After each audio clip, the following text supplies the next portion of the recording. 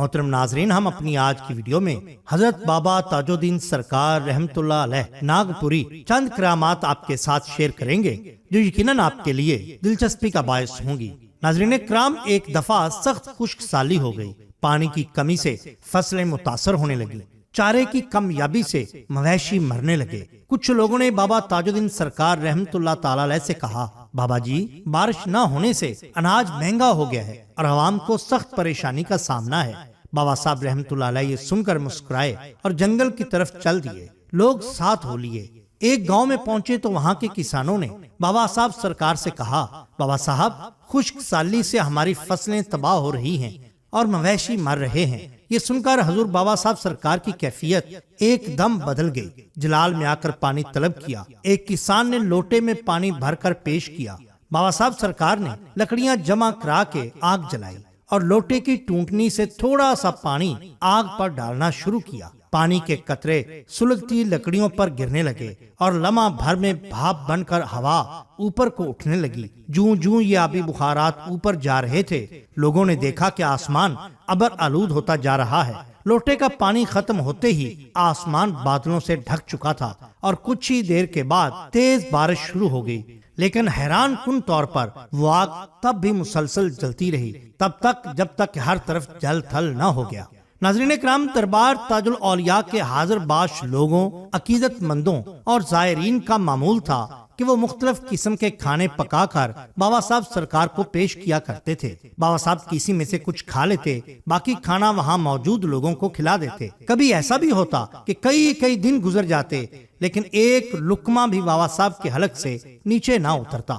کھانا پکا کر پیش کرنے والوں میں بڑے بڑے صاحب حیثیت لوگ، عالم، روسا اور نواب تک شامل تھے۔ ایک مہترانی یعنی کہ ہندو خاک روب عورت کی دلی تمنا تھی کہ وہ بھی کچھ پکا کر بابا صاحب سرکار کی خدمت میں پیش کرے۔ ایک عرصہ سے یہ خواہش اس کے دل میں مچل رہی تھی، لیکن یہ سوچ کر اس کی ہمت نہ ہوتی تھی کہ بابا صاحب سرکار کے حضور کھانا پیش کرنے والوں میں بڑے بڑے امراء اور اونچی ذات کے لوگ ہوتے ہیں، مجھ نیچ ذات کو کون پوچھے گا؟ پتہ نہیں لوگ یہ کھانا پیش کرنے کی اجازت بھی مجھے دیں گے یا نہیں۔ خلوص کے ہاتھوں مجبور ہو کر ایک دن وہ اپنی بساط کے مطابق کھانا پکا کر شکر درا لائی، لیکن نیچلی ذات ہونے کے خیال نے اس کے بڑھتے ہوئے قدموں کو پھر روک دیا۔ خوف کے مارے اس نے اپنا کھانا ایک امرود کے درخت سے باندھ دیا۔ بابا تاج الدین سرکار رحمت اللہ علیہ راجہ رگو جی کے محل میں موجود تھے۔ کھانے کے وقت انہوں نے کھانا طلب کیا۔ حاضرین نے اپنے اپنے توشہ دان کھول دیے اور حضور کو کھانا پیش کرنے لگے۔ بابا صاحب سرکار نے کسی کی جانب توجہ نہ دی، فرمایا، یہ نہیں کھاتے، وہ کھانا لاؤ جو درخت سے بندھا ہوا ہے۔ کسی کی سمجھ میں یہ بات نہ آئی کہ کون سا کھانا ہے جو درخت سے بندھا ہوا ہے۔ حاضرین ادھر ادھر دیکھ کر خاموش ہو رہے۔ یہ صورتحال دیکھ کر مہترانی دور جا کر ایک جگہ بیٹھ گئی اور وہاں سے یہ منظر دیکھنے لگی۔ لوگوں نے بارہا کوشش کی کہ بابا صاحب سرکار کسی توشہ دان سے کھانا کھا لیں، لیکن بابا صاحب سرکار نے کسی کے کھانے کو ہاتھ تک نہ لگایا اور مسلسل یہی کہتے رہے کہ میں تو وہ کھانا کھاؤں گا جو درخت سے بندھا ہوا ہے۔ کچھ دیر کے بعد حضور بابا صاحب سرکار خود اٹھے اور محل سے باہر اسی امرود کے درخت کے پاس جا پہنچے جس سے مہترانی کا کھانا بندھا ہوا تھا۔ انہوں نے وہ ٹیفن یا توشہ دان اتار کر کھولا اور وہیں بیٹھ کر کھانا کھانے لگے۔ لوگ یہ معلوم کرنے میں لگ گئے کہ توشہ دان یا ٹیفن کا مالک کون ہے۔